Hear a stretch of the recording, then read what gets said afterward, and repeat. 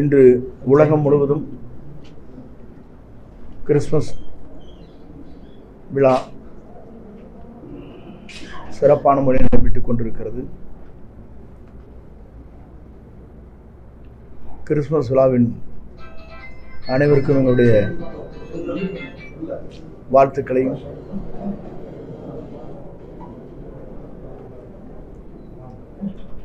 அதில் கலந்து கொள்கிற அத்தனை பேருக்கும் இதயபூர்வமான நன்றியும் நான் தெரிவித்துக் கொள்கிறேன். இன்று நம்முடைய கொள்கை தலைவர் ஒருவராக இருக்கின்ற வேலு நாச்சியாருடைய படத்திற்கு மாலை அணிவித்து மலர் தூவப்பட்டிருக்கிறது. கொள்கை தலைவர் ஒருவராக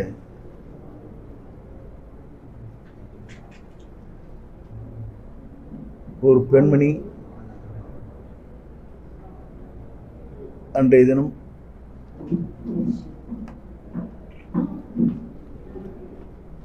வெள்ளையரை எதிர்த்து போராடி ஒரு வெற்றிவாகி சூடிய வீரமங்கை வேலு நாச்சியார் அவர்கள். வரலாற்றை பொறுத்தவரையிலும் அவருடைய கணவனை கோயிலே கொன்று விட்டார் என்று சொன்னவுடன் அவர் ரத்தத்தை நெத்தியிலே இட்டு அங்கே அவருடைய கோட்டையிலிருந்து திண்டுக்கல் வரையிலும் நடந்தே வந்து திப்பு சுல்தானுடைய படைகளை எடுத்துச் சென்று வெள்ளையனை விரட்டிய பெருமை அவருக்குண்டு. அதே நேரத்தில் அதற்காக உறுதுணையாக தளபதியாக இருந்த குயிலி என்பவர் மணி வெடிகுண்டுகளை கட்டிக்கொண்டு ஆயுத கிடங்களை குதித்து அவருடைய ஆயுதங்கள் அனைத்தும் சேதப்படுத்தி தன் உயிரையை தியாகம் செய்தவர்கள். இது ஒரு வரலாறு என்பதை நாம் புரிந்து கொண்டு நம்முடைய கொள்கையின் லட்சியமாக கொள்கை தலைவர் ஒருவராக ஏற்று நம்முடைய எதிர்கால தமிழகத்தை ஆளப்போகிற எதிர்கால தமிழகத்தின் நம்பிக்கை நாயகனாக மக்களால் 2026 ஆட்சி கட்டளை அமர்கிற தமிழக வெற்றி கழகத்தினுடைய தலைவர் இந்த கொள்கை முழக்கங்களை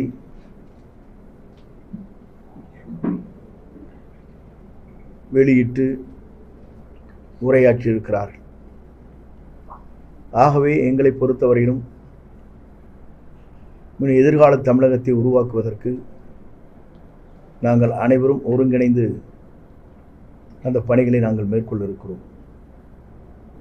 குறிப்பாக புரட்சித் தலைவர் 1972 இந்த இயக்கத்தை காணுகிற போது அவரை கழகத்திலே தூக்கி எறிகிற நேரத்தில் இதே நிலை அன்றைக்கு உருவாகியது. அதே போலதான் தமிழ்நாட்டில்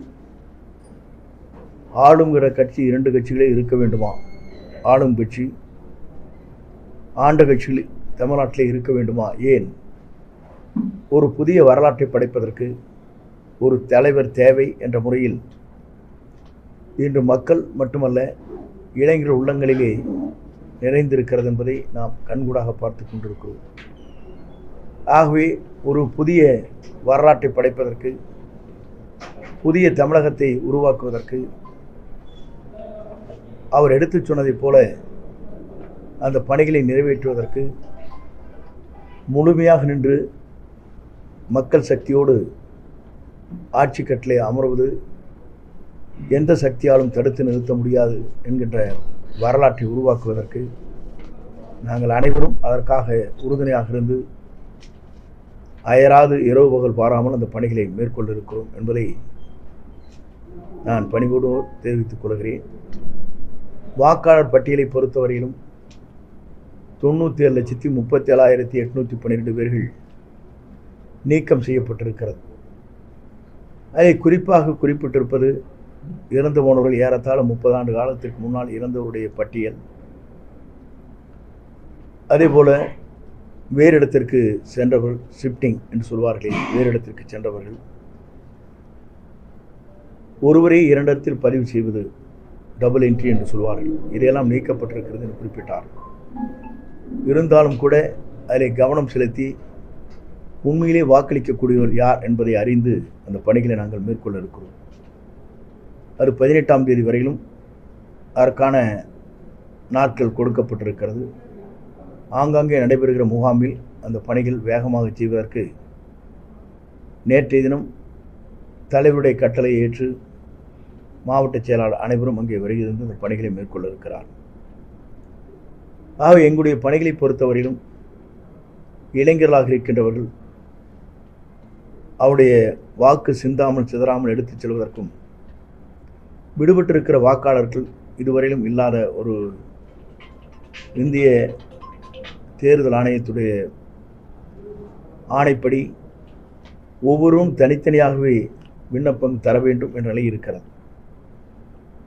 ஆகவே அதில் விடுபட்டவர்கள் யார் உண்மையிலேயே வாக்காளராக இருக்கக்கூடியவர் என்பதை அறிந்து அந்த பணிகளை நாங்கள் மேற்கொள்ள இருக்கிறோம் என்பதை பணிவன்போடு நான் தெரிவித்துக் கொள்கிறேன். கோவையில் உள்ள 296 பூத் லெவல் கமிட்டிக்கு தாவேக்கால அனைத்து பொறுப்பாளர்கள் இருக்கிறாங்களா? இவங்க எப்படி இந்த வாக்காளர் சேர்க்கையை எப்படி நடத்த போறாங்க? தாவேக்காவில் இருக்கின்றவர்களும் நாங்கள் இணைந்திருக்கிற நாங்களும் சேர்ந்து அந்த பணிகளை வருகின்ற ஒரே முகாமில் 3 நாட்களுக்குள் முடித்து தலைமைக்கு முதல் மாவட்டம் என்ற முறையில் அதை அங்கே சமர்ப்பிப்போம். திரு ஓபிஎஸ் அவர்கள் தாவேக்காவுக்கு வரதுக்கு எவ்வளவு வாய்ப்பு? அவரை பொறுத்தவரையிலும் அவரோடு இருக்கின்ற மாவட்ட செயலாளர் பெரும்பாலும் பல்வேறு கருத்துக்களை சொல்லியிருக்கிறார்கள். அதில் பெரும்பாலானவர்கள் தமிழக வெற்றி கழகத்திற்கு நாம் செல்ல வேண்டும் என்ற கருத்துக்கள் பரிமாறப்பட்டிருக்கிறது. அதை பொறுத்தவரை அவர்தான் முடிவுகள் மேற்கொள்வார். சார், கடந்த சில தினங்களுக்கு முன்பு தமிழர் மணியன் பேசுகிறப்ப விஜய் இந்த திமுக இருக்கின்ற கட்சிகள் எல்லாம் ஒன்று சேர்ந்தா தான் ஜெயிக்க முடியும் அப்படின்னு சொல்லி கூட்டணியில் நல்லா இருக்கிற மாதிரி ஈரோட்டில் நடந்த கூட்டத்தில் பேசினார். இது எப்படி சார்? தமிழர் மணியன் இல்லை என்ன சொன்ன தெளிவாக சொல்லுங்க. திமுக இருக்கின்ற கட்சிகளில் ஒன்று சேர்ந்தா தான் வெற்றி பெற முடியும், தனியாக இருந்து இது பண்ண முடியாதுன்னு சொல்லி ஒரு கருத்தை தெரிவிச்சிருந்தாரு. இது எப்படி? அவருடைய சொந்த கருத்து. ஒவ்வொரு இயக்கத்திலும் இருக்கின்றவர்கள் ஒவ்வொரு கருத்துக்களை வெளிப்படுத்துகிறார்கள். தலைமை என்ன முடிவு செய்கிறதோ அதை ஏற்று நாங்கள் பணியாற்ற இருக்கிறோம். குறிப்பாக ஈரோடு நடைபெற்ற மாபெரும் பொதுக்கூட்டத்தில் 2 லட்சம் பேர் கலந்து கொள்கிற அந்த நிகழ்ச்சியில் தெளிவாக அவர் தன் கருத்துக்களை பிரதிபலித்திருக்கிறார்கள். 2 கேள்விகள் கேட்கப்பட்டது. அதற்கு அங்கே கூட்டத்திலே அனைவரும் கரையோசையோடு நாம் எதிர்காலத்தை என்ன செய்ய வேண்டும் என்பதற்கு 2 விளக்கங்கள் தரப்பட்டிருக்கிறது. உங்கள் பத்திரிகையில் கூட வந்திருக்கிறது. அதுதான் பொருத்தம். சார், கன்னியாகுமரியில் கூட நேற்றுக்கு முந்திர கிறிஸ்மஸ் விழாவில் ஆதவர்ஜன் காங்கிரஸ் எம்எல்ஏட்ட ஏதாவது பேசுனதை சொல்லி சொல்கிறாங்க. பேச்சுவார்த்தை ஏதாவது போயிட்டு சார் காங்கிரஸ்? ஒவ்வொரு இயக்கத்தை சார்ந்தவரும் ஒவ்வொருவரோடு கலந்து பேசுவது வழக்கம், நட்பின் அடிப்படையில். தேர்தல் கூட்டணி என்பது எதிர்காலத்தில் யார் யார் வருகிறார்கள் என்பது பொறுத்திருந்து தான் பார்க்க வேண்டும். ஓகேவா? அதிமுகவிலிருந்து முக்கியமான புள்ளிகள் வருவதாக கூறுனீங்க. அதை எப்போ பண்ணுவாங்க? வருவார்கள், மிக விரைவில் வந்து விடுவார்கள். ஆகவே பாலிமர் அதை பார்க்க போகிறீர்கள்.